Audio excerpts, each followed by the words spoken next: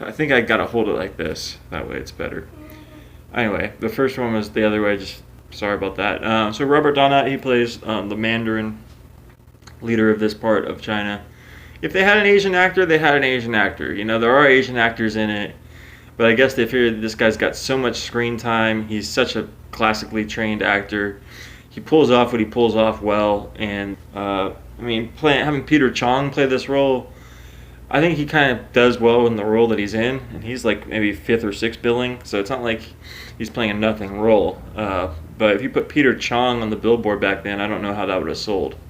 And that's just how things were. The movie wasn't a big hit, but it was a pretty big hit in England, but it cost like $4 million to make. And that's a lot of money back then. You know why? Because they filmed it in Wales and made it look like China, in this like national park in Wales, in England. So it's really a scenic movie, and before I looked it up, I was like, wow, they're making this in China. It does quite a good job of making it seem like a rural part of China, and they built a huge indoor set. I think it was one of the largest indoor sets built until some of the James Bond movies.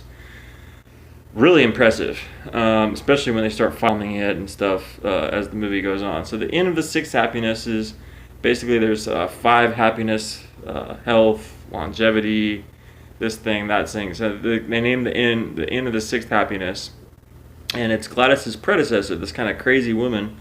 She's depicted pretty normal in the movie, but supposedly she was really crazy and stuff, kind of going senile and doing anything she can to convert people in this rural part of China. She would just call it be the Inn of Six Happiness, but her idea was to get all these muleteers, who are the mule leaders, to come into her inn, and as she would feed them, regale them with stories of Jesus and Christianity and stuff. So, you know, she had some efforts of converting people, and they show that in the movie, and I guess in real life she did that as well.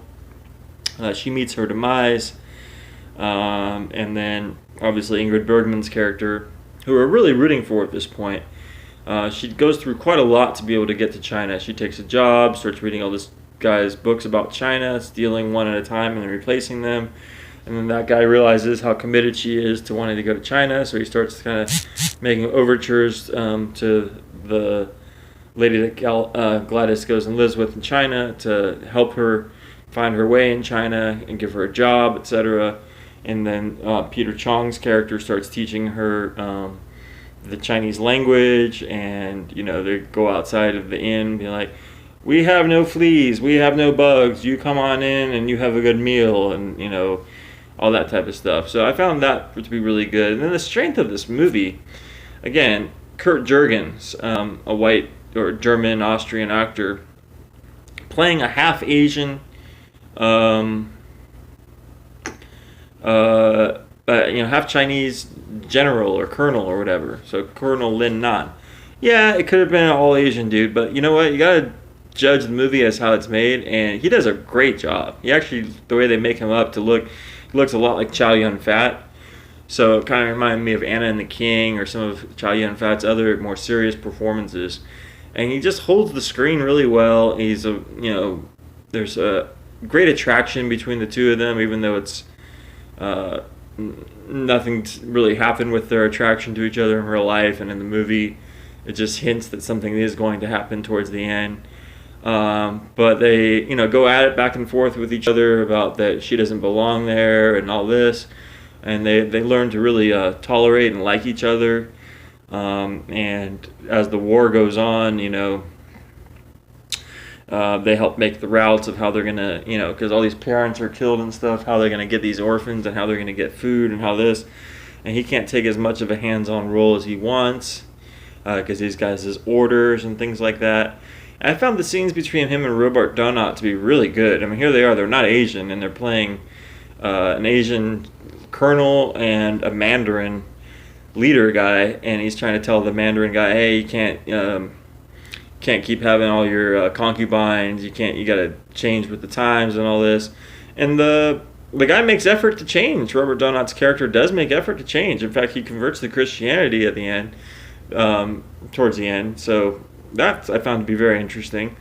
Whether he actually is going to convert all the way, or if he's doing it just to make Gladys' character feel good. It's maybe a combination of both. But he becomes so